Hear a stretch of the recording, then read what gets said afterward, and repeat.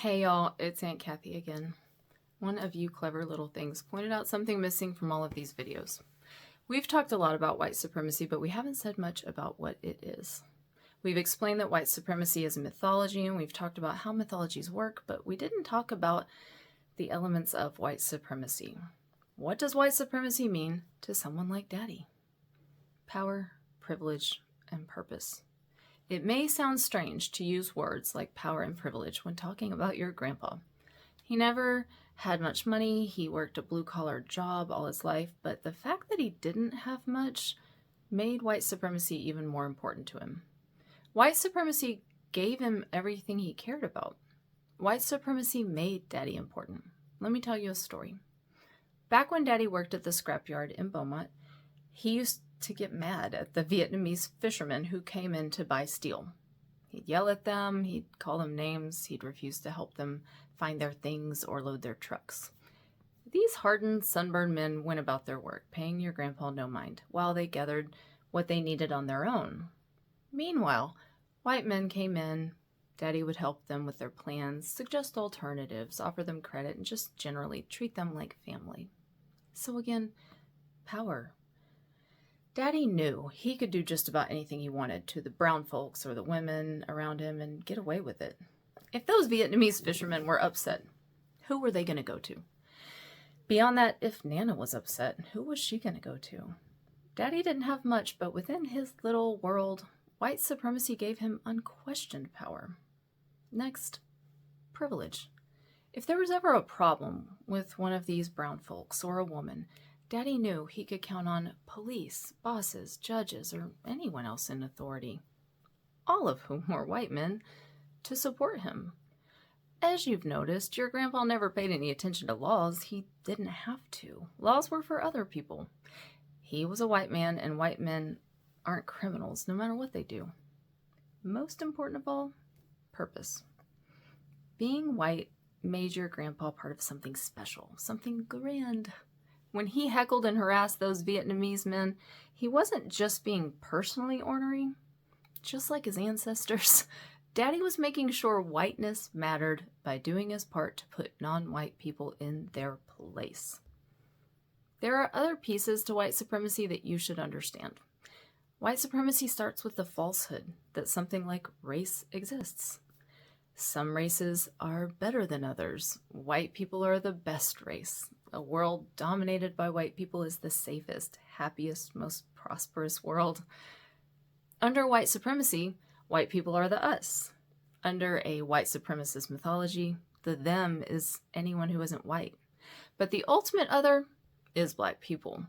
It teaches that to have a stable, orderly world, white men must control everything and black people must be suppressed. In the stories of white supremacy, black people are always represented as symbols of humanity's darkest traits. Everything white people fear in ourselves, we project onto non-whites. White supremacy's two most powerful values are fear and violence. Have you seen any old movies with John Wayne? In one story after another, he laid out what a white man should be. Violent, unable to feel anyone else's needs, and always living in a world stalked by enemies. Fear keeps white people from learning too much and questioning their mythology. Violence keeps anyone from challenging white power. White supremacy thrives on fear and violence. A man's role in white supremacy is defined by the threat posed by blackness to white racial purity. That needs to be said again. A man's role in white supremacy is defined by the threat posed by blackness to white racial purity. Men are supposed to be physically strong and ready to fight because blackness always lurks around the margins. Men are discouraged from being compassionate because the most important value for men in white supremacy is their capacity to use violence to protect their race. What role do LGBTQ men have in white supremacy? Their story is strange. Gay men play very important roles in prominent positions as long as they don't admit to being gay. Every uptight evangelical church has its homosexuals. To quote D.L. Hewley, if it weren't for gay people, we wouldn't have a choir director. There are very obviously gay Republican senators, whose names I won't mention, who thrive by staying in the closet. There is no world without LGBTQ people, so white supremacy invented a place for them as a model of how to submit. As long as LGBTQ men deny their identity and pretend to be straight, they can enjoy the privileges of being a white man, lead the choir, run the flower shop, and do just about anything they want in secret. But if a man openly embraces an LGBTQ identity, they're seen as something less than human to white supremacists. They are seen as traitors to the race. Now, a woman's role in white supremacy, it's just to make more white people. Women aren't supposed to have any power or influence, except over other women. The ideal woman is sexually attractive and passive. Ideally, she should be isolated at home, having babies, and tending to the house. But white supremacy makes women powerful in a very dangerous way.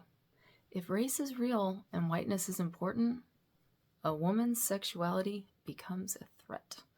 If women were able to make their own choices about their bodies, they could, at least in theory, destroy the white race by choosing non-white partners. Worse, in the terrified minds of white supremacists, they could destroy the white race in secret. Without white women having white babies, there is no whiteness. There is no master race. White supremacy is obsessed with the risk of women making their own choices.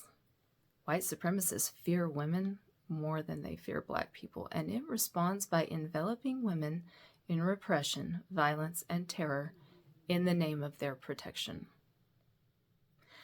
That's a lot, y'all, but it still only scratches the surface. Now, I can almost hear you guys asking, why don't Christians fight against white supremacy?